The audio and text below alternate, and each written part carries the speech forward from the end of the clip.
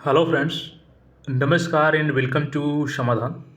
साथियों, उम्मीद है कि आप सब अच्छे होंगे और स्टडी भी आपके अच्छे से चल रही होगी। साथियों, बिहार में चाहे वो बीपीएससी की भर्ती हो, बीएसएससी की भर्ती हो, बिहार दरोगा की भर्ती हो या बिहार पुलिस की भर्ती हो या शिक्षक भर्ती हो, लाखों की संख्या में अभ्यर्थी शामिल होते हैं, लेकिन उसमें से सिलेक्शन गिने चुने अभ्यर्थियों का होता है।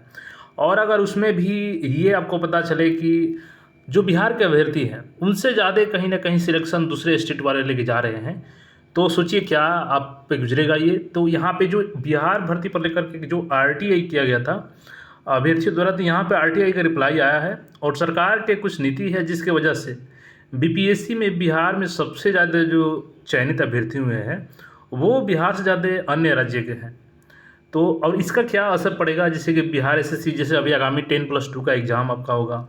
इसके अलावा CGL 4 की जो भर्ती आने वाली है उसमें भी आपका लाखों अभ्यर्थी अपीयर होंगे और अन्य स्टेट के अभ्यर्थी भी इसमें फॉर्म अप्लाई करेंगे। साथ ही साथ जो 21,391 पद है बिहार पुलिस का और दरोगा का। तो आइए इन सब पे हम लोग बात करते हैं। सबसे पहले तो उस आरटीआई रिप्लाई को हम लोग देखते हैं। अब यहाँ पे देखेंगे तो बिहार लोक सेवा आयोग यहाँ पे आपको दिख जाएगा और दिनांक 14 मई 2024 यहाँ पे दिख जाएगा। और यहाँ पे प्रेषक में है प्रशाखा पदाधिकारी, सह लोक सूचना पदाधिकारी, बिहार लोक सेवा आयोग पटना।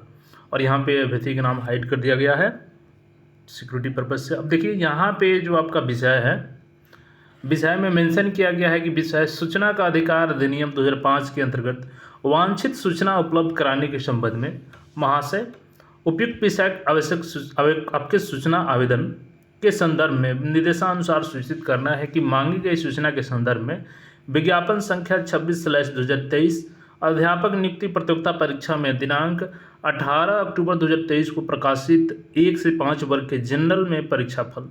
यानी देखिए, ये जो आरटीआई किया गया था, ये जो शिक्षक भर्ती आई थी जिसमें लगभग 80,000 के आसपास जो आपके प्राइमरी टीचर की भर्ती थी, तो उसके रिगार्डिंग यहाँ पे आरटीआई किया गया है कि जो जनरल में अभ्यर्थी परीक्षा फल में पास हुए 1 to 5 में, उनकी यहाँ पे संख्या के बारे में पूछा गया था कि किस स्टेट से कितने अभ्यर्थी हैं, साथ ही साथ बिहार के कितने अभ्यर्थी हैं, पुरुष और महिला दोनों को अलग अलग।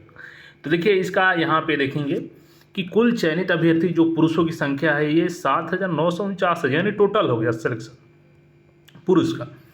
कुल चयनित महिला अभ्यर्थियों की संख्या 17,795 है। अब देखिए ये तो टोटल डेटा हो गया, ये नहीं है केवल बिहार का, ये टोटल डेटा है कि पुरुष में 7,949 है और महिला में 17,795 है। अब दूसरे राज्य की संख्या यहाँ पर निकालेंगे तो चयनित पुरुषों की संख्या 3909 है, यानी 7,000 यहाँ पे मान लीजिए, लगभग 8,000, इसको 8,000 में से 4,000 जो मान के चले तो यहाँ पे दूसरे राज्य के, यानी 50% सीट जो है यहाँ पे अदर स्टेट वाले लेके चले गए हैं पुरुष कैटेगरी में। अब यहाँ पर महिला की भी बात कर लेते हैं। तो देखिए दूसरे राज्यों की कुल चयनित महिलाओं की संख्या 10,112 है।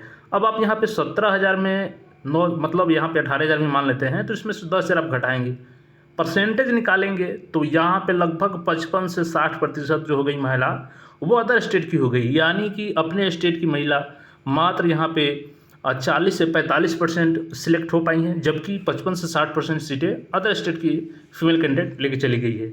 अब फीमेल कैंडिडेट में यहाँ पर सिलेक्शन होने का कारण ये है सबसे बड़ा कि एक तो 35% आरक्षण प्लस बीसी महिला का भी यहाँ पे आरक्षण मिलता है, और यहाँ पे अदर स्टेट की जो महिला है वो गलत नीति के कारण यहाँ पे बिहार की महिला का आरक्षण का लाभ लेती हैं।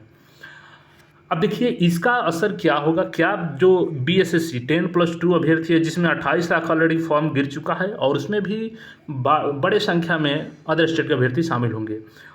इसके अलावा CGL 4 की जो भर्ती आने वाली है, बिहार दुर्गा की भर्ती हो गई, बिहार पुलिस की भर्ती हो गई, तो इस पर क्या असर होगा। देखिए यहाँ पे जो टीचर की भर्ती था, एक तरीके से यहाँ पे आपको बीएड का जो डिग्री लिए होंगे वही भर सकते थे, और बिहार में ये पहले से कोई सूचना थी नहीं कि टीचर की भर्ती आएगी। तो जिनको लगता था कि अभी हमारे पास टाइम है वो बीएड कर लेते थे, और जो मेरिटोरियस अभ्यर्थी खासकर जो जनरल कॉम्पिटिशन की तैयारी करते थे वो इस चक्कर में नहीं पढ़ना चाहते थे।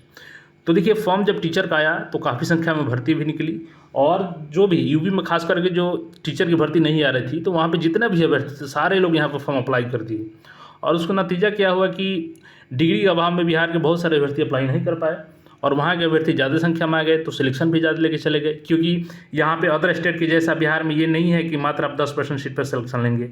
जनरल की जितने सीटें हैं उस पर आप आरक्षण ले सकते हैं, सिलेक्शन ले सकते हैं दूसरे स्टेट के जो अभ्यर्थी। हालांकि अब तो यहाँ पे मात्र 25% सीटें हैं जनरल की, तो अब 25% में ही वो लोग फाइट करेंगे।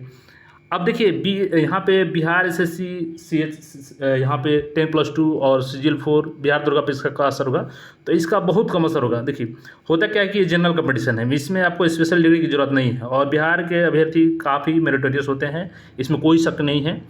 और यहाँ पे पिछला रिकॉर्ड भी देखेंगे किसी भी एग्ज़ाम का रिजल्ट, चाहे वो BSSC CGL3 हो या इसके पहले का इंटर लेवल की भर्ती हो, बिहार पुलिस की भर्ती हो, बिहार दुर्गा की भर्ती हो, तो काफ़ी कम संख्या में यहाँ पे दूसरे स्टेट के अभ्यर्थी सिलेक्ट होते हैं। हाँ, टीचर में इसका जरूर असर होता है, क्योंकि यहाँ पे एक टेक्निकल डिग्री हो गया कि आपके पास B.Ed होना चाहिए।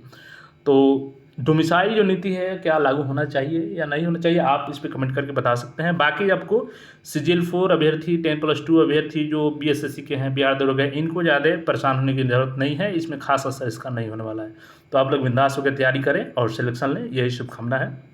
चैनल पर नए हैं तो चैनल को सब्सक्राइब कर लें। धन्यवाद।